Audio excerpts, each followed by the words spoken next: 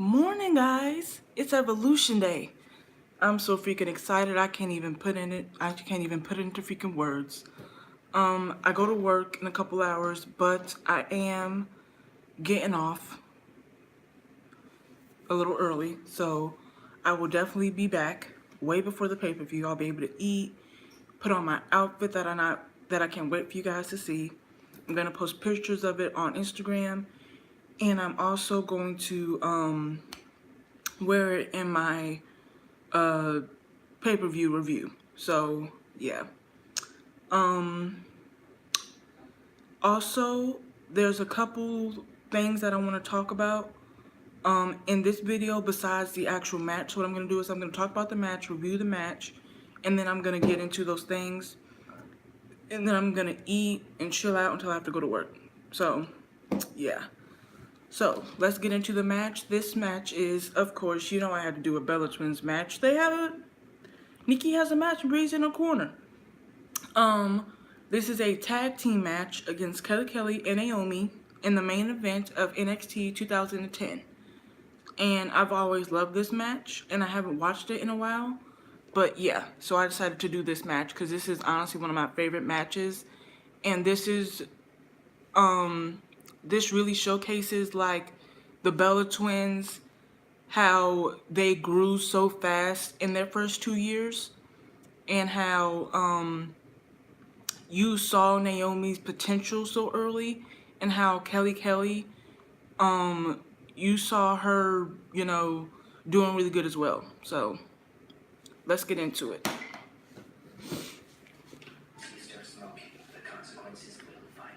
It's an ad. Cigarettes may leave you with stage gut disease. Ew.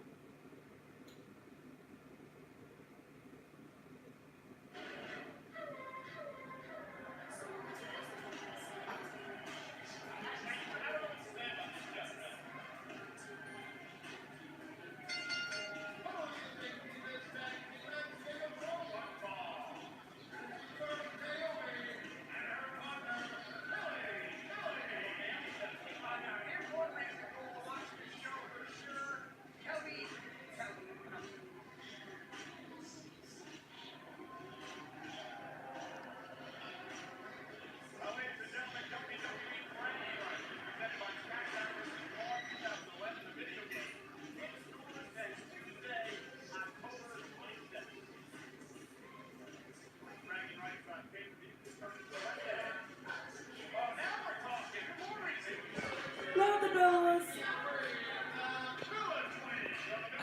I think I'm gonna create that gear too.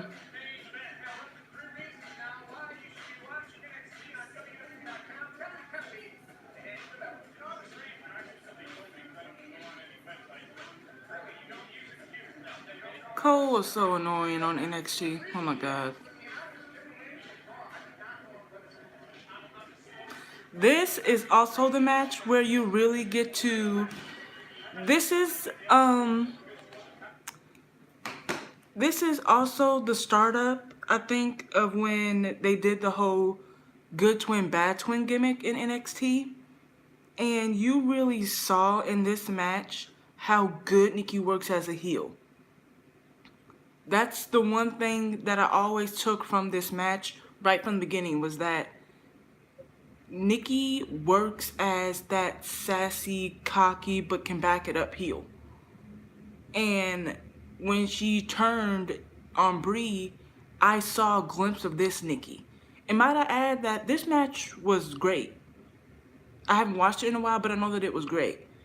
And you saw shades of the 2013, 14, 15, 16, 17, 18 Nikki in this match. So that shows you that she always had that in her. Just like a lot of women, they were talented. They needed to be given time and opportunity. Because whenever they got time and opportunity, you saw that they did well. You can't tell a story in 3 minutes. You can, however, in 5 or 6, like they were able to do when they were given that time. Just saying. And that's not just me being a Bella fan. That's me being a fan of women's wrestling. For example, I do not like Gail Kim. I think she's boring as all damn hell as a fucking character and as a wrestler. But Even she couldn't tell a story in 3 minutes. She could, however, have a great match with Julian Hall on Superstars in 6 or 7 minutes. Same with Kelly Kelly. People dog Kelly Kelly like fucking crazy. And I will admit, she did have her issues. But Kelly also was improving every single week. And once again, when you're so used to 2 minute matches, you do dumb down your moveset because that's all you're allowed to do. And when they were and then when she got time on Superstars, on SmackDown, on ECW, sometimes even on Raw, you saw her matches being better. You saw her matches be great even. So, and we saw Naomi's potential in this whole thing.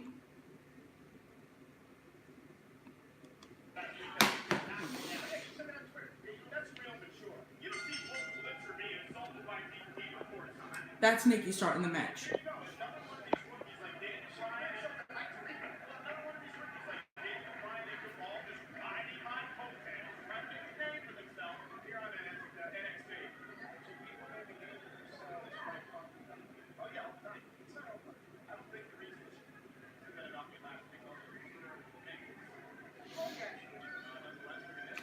The one thing I can't stand about Kelly is her screaming when she does the head scissors, though.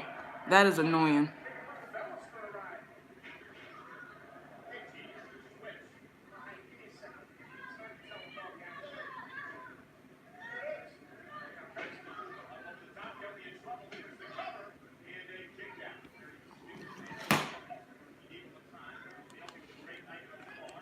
Okay, that was a really good transition.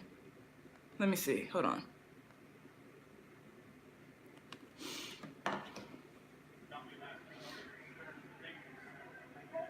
Okay, Kelly says scissors. This is when you saw Nikki's soccer skills come into play. Look at that. That's very similar to the Nikki that we saw when she first turned heel. Really good transition.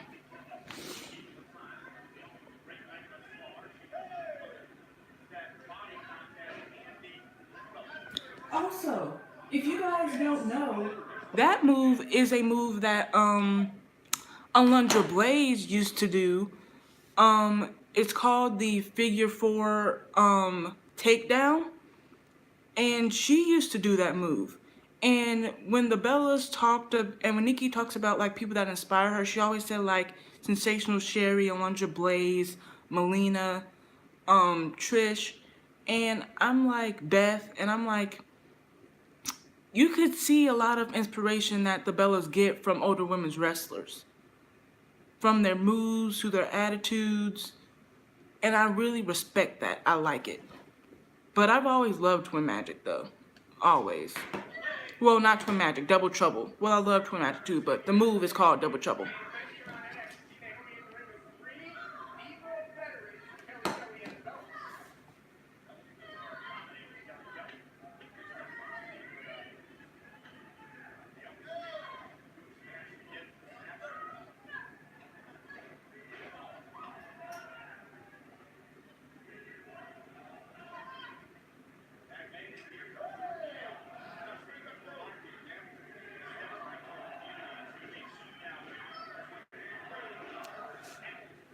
Naomi's very physical.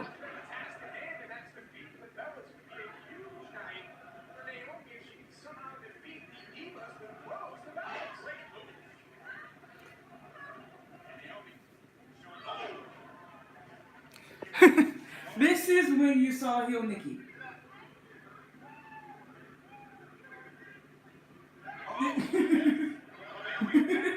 I freaking love Nikki. She was fiery as hell in this match.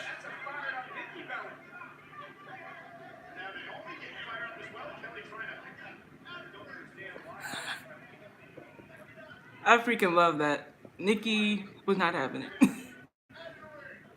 You saw the Bella's chemistry with Naomi right in this match.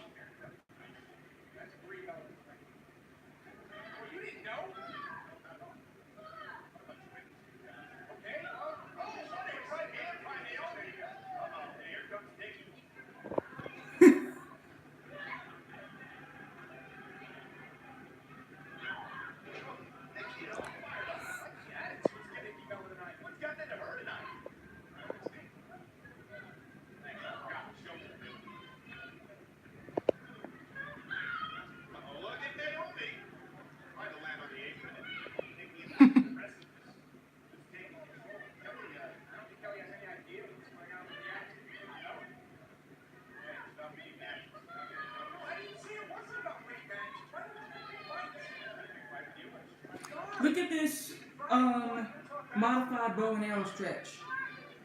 Freaking awesome. She should bring this back. I love this.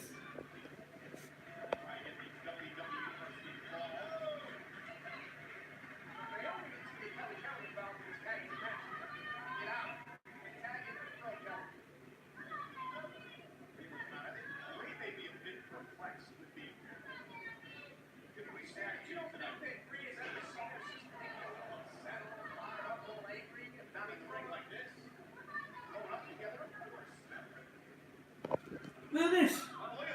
Boom. Nikki was freaking awesome in this match, I swear.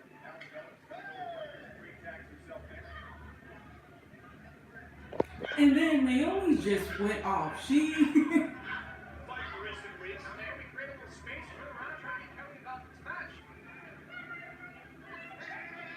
This whole ending segment was freaking awesome.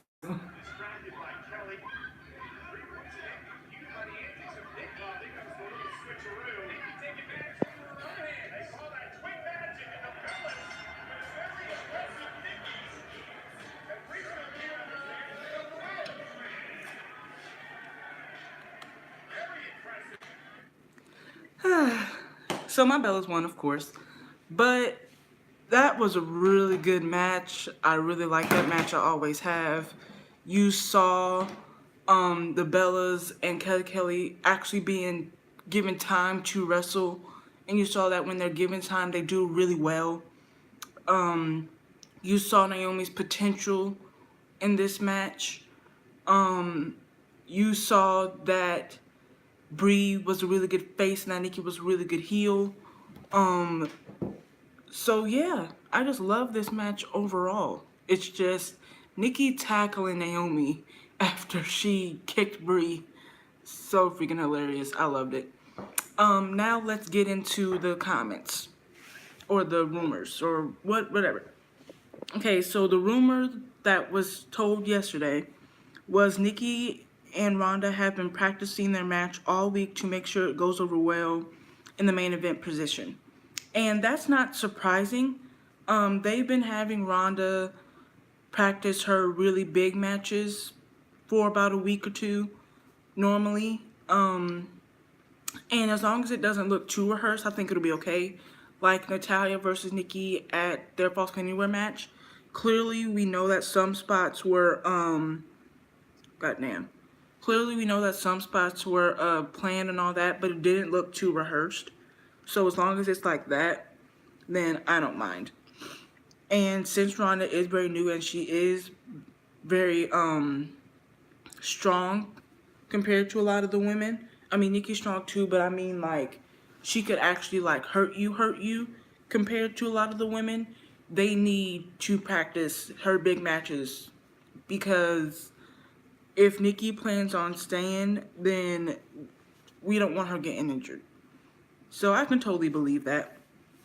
And then a rumor said that Michael Cole is there at Evolution to basically do what I said, which is keep the commentary on task. And since these three, did really well in the Mae Young Classic, why not put them there? And like Renee Young, Paige, and multiple other women have said, Evolution isn't about, oh, it's women over men. It's just giving women a equal opportunity to shine just as bright as the men. It's a all women's competing pay-per-view. That doesn't mean that men are excluded or that they can't show up or be there to support. So, and then someone kind of mixed in the Michael Cole with the Nikki Bella Ronda Rousey thing. And this is a comment that I totally agree with. That person said, I agree. Michael Cole is basically the Nikki Bella of the broadcast team. A lot of folks are also unhappy that the person who most symbolizes the Diva era Nikki is main eventing, especially over two solid female talent in a feud that is both hot and organic in its build. Becky and Charlotte.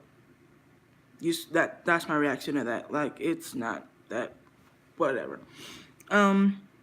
However, the reality is that Nikki was needed for her experience because of the unusual situation with Ronda Rousey.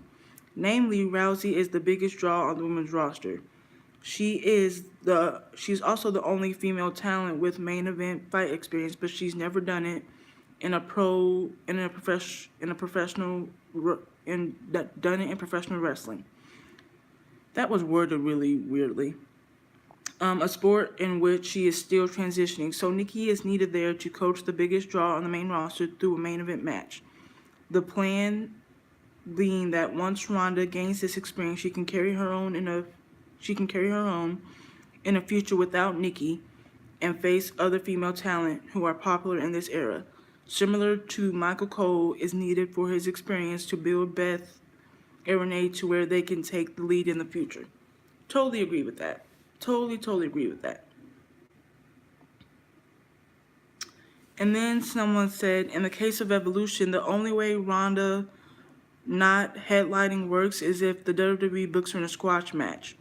But that defeats the whole purpose of pairing her with Nikki, a experienced veteran who can guide Ronda through a longer match without a loss affecting her status. Which I've said before. Nikki and Natty are probably the only two people that could have done this with Ronda and not be hurt by a loss. Because let's think about it. Nikki is the biggest female draw behind Ronda. She is. Despite what you want to believe, she is. And Nikki's WWE status is so big that she really is a person where wins and losses don't matter. Her fans and people are gonna cheer and boo her and go to see her regardless.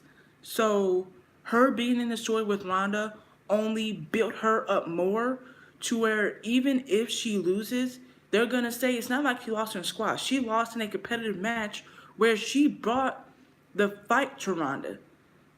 She wasn't just some girl doing a pillow fight. No, she brought the fight to Ronda. So it wasn't like her loss, if she does lose, is gonna be, all for naught. If anything, they're gonna say that Nikki brought the fight to Ronda. We could say that even if Nikki loses, Nikki main evented the first ever all women's pay-per-view with Ronda Rousey. And she brought the fight to Ronda. She made Ronda a star, in a sense, in WWE. Storyline wise, they could use that as an accomplishment for Nikki. For Brie, we could say that Brie co-main evented SummerSlam 2014 with Stephanie McMahon. If the Bellas go after women tag titles, if they're announced, you have two bona fide stars that could help jumpstart that championship, give it that prestige, and drop it to a tag team. And then they can retire. Well, they can retire full time at least. We know that they're gonna come back because like Trish said in the roundtable yesterday, she thought she was retired, but they keep calling her back. So, but they could finally, live their lives fully. They'll still be a part of WWE, of course. They'll still be on Total Divas, Total Bellas, their YouTube channel. There'll still be coming to shows, supporting the women. They'll still be ambassadors and blah, blah, blah. But wrestling-wise, they'll mostly be done other than when WWE calls them back for a storyline or for a match. So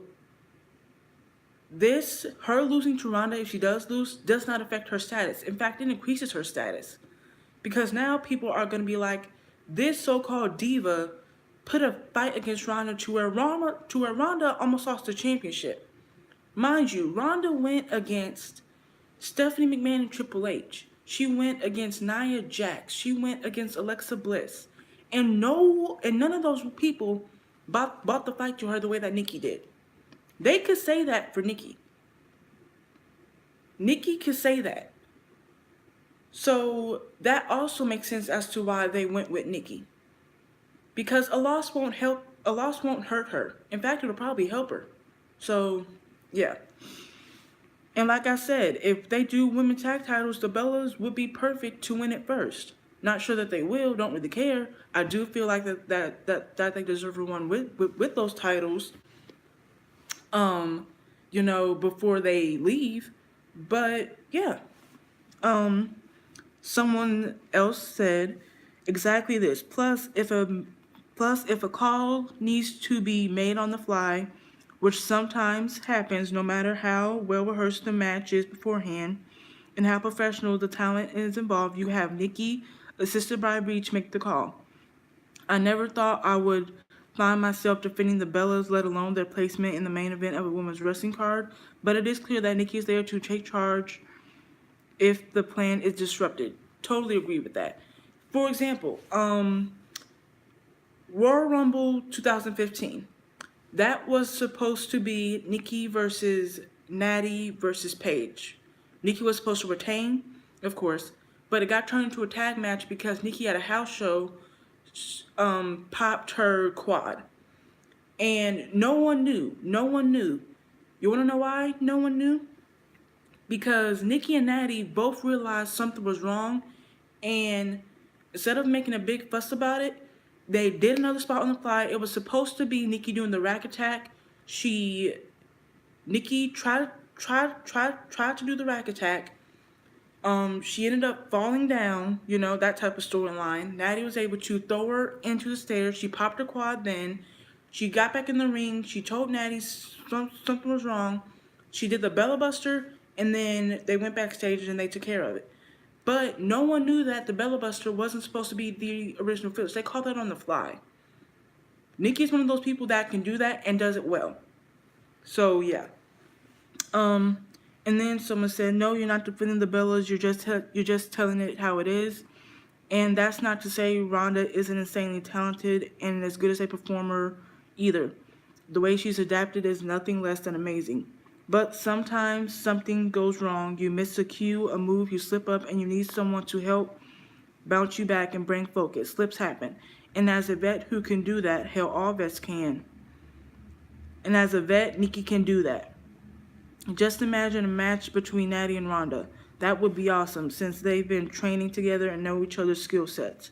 Should be a fun show tomorrow. Totally agree with that. Totally agree with that.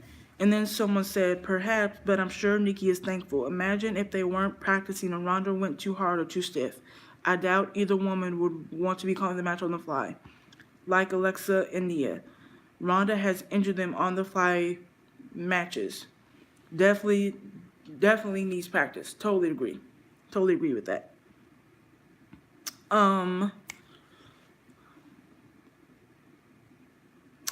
And like, not trying to be funny, but the 4 horsewomen's matches in NXT, their triple threat at WrestleMania, Charlotte and Sasha's main event of Hell in a Cell wouldn't have been as great as they were if not for the fact that they got to practice for 3 fucking months beforehand. Okay? Like, let's be real. Okay? Are they all talented? Yeah. But when you get time to literally practice your match move for move, sequence for sequence, then yeah, naturally the match is going to be better than a match that doesn't get much time, doesn't have a whole lot of build, and is treated like an afterthought. And even then, the Bellas matches on the main roster, especially in 2015, even in 2014 and 13, were great. So